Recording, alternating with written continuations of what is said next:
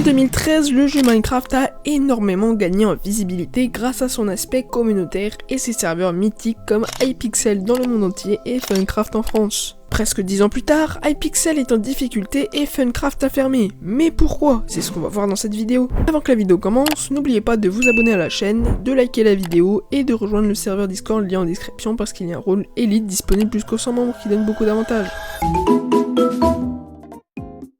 Si le serveur a percé en France, ce n'est pas un hasard. Le serveur est arrivé au bon moment, à une époque où Minecraft connaissait une énorme popularité et le jeu a compris ce qui marchait sur les serveurs à l'époque. Les mini-jeux. Skywars, Bedwars, TNT Run, PvP Run et des dizaines d'autres. Ils sont faciles à comprendre, rapides à lancer et ne demandent aucun investissement en particulier. On pouvait se connecter, faire quelques parties et repartir instant parce que notre daronne nous appelle pour aller manger. Et du coup, voilà, je vais faire ta gueule, maman! La simplicité de ces mini-jeux a permis à Funcraft de se développer, mais ce qui a fait sa force à ses débuts est devenu l'une de ses plus grandes faiblesses. Pendant que les années passaient, le serveur ne se réinventait pas et cette absence de renouvellement profond commence à se faire ressentir. Avec le temps, la plupart des joueurs ont commencé à ressentir une forme de lassitude. Les mini-jeux, bien que nombreux, étaient souvent répétitifs. La progression proposée reposait majoritairement sur des classements, des récompenses cosmétiques ou des statistiques, mais rarement sur une évolution du gameplay marquante. À force, certains joueurs ont l'impression de jouer pour jouer, sans réelle récompense qui pourrait apporter du changement. En parallèle, les attentes et le style de jeu apprécié par les joueurs Minecraft ont changé. Beaucoup recherchent des expériences plus profondes, créatives, des serveurs SMP, des serveurs PvP faction, comme Palladium, et des serveurs modés. Face à ça, le modèle des mini-jeux s'est épuisé et commence à montrer ses limites. Avoir une énorme communauté est souvent perçu comme un avantage, mais ça peut être l'inverse et devenir un problème. Dans le cas de Funcraft, il y a tellement de joueurs qui vont et viennent que c'est presque devenu impossible de tisser des liens durables. Comme je vous l'ai dit tout à l'heure, on pouvait se connecter, faire quelques parties et repartir instant parce que notre daronne nous appelle pour aller manger. Et du coup, voilà, je vais faire ta gueule, maman! Dans ce contexte, la communauté devient impersonnelle. On ne joue plus avec des personnes que l'on connaît ou reconnaît, mais avec des pseudonymes anonymes qui disparaissent aussitôt la partie terminée. Cette absence d'attachement émotionnel rend le serveur plus facile à quitter. La modération de son côté est souvent qualifiée de claquer au sol. Claquer au sol. Ça je permets pas. Les sanctions sont en grande partie automatisées et la communication avec le staff est limitée.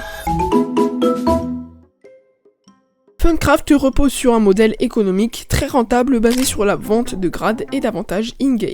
Et même si le serveur n'est pas considéré comme pay to win, dans les faits, la frontière est parfois difficile à distinguer. Les joueurs qui paient bénéficient souvent de confort supplémentaires, d'accélération ou d'avantages indirects qui influent sur leur expérience. Tant que la base de joueurs est massive, le modèle fonctionne parfaitement. Le problème de ce système, c'est qu'il dépend des performances du serveur. Si le nombre de joueurs diminue, les revenus aussi. Et c'est à ce moment qu'un cercle vicieux commence à s'installer. Moins de nouveautés entraînent moins de joueurs, ce qui entraîne encore moins de moyens pour se renouveler.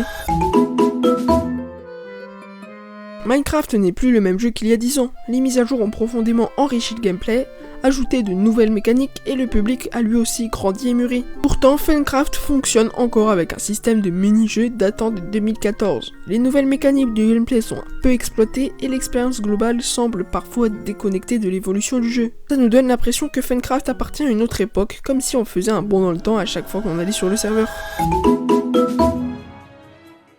Funcraft ne fait pas face à un concurrent direct capable de le détrôner du jour au lendemain.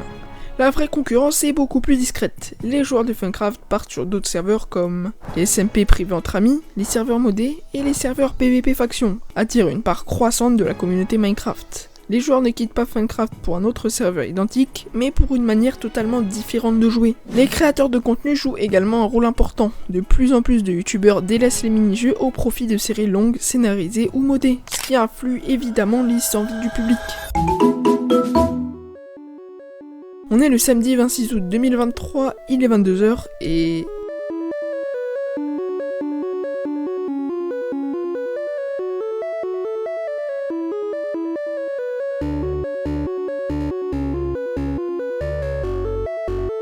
Funcraft vient de fermer.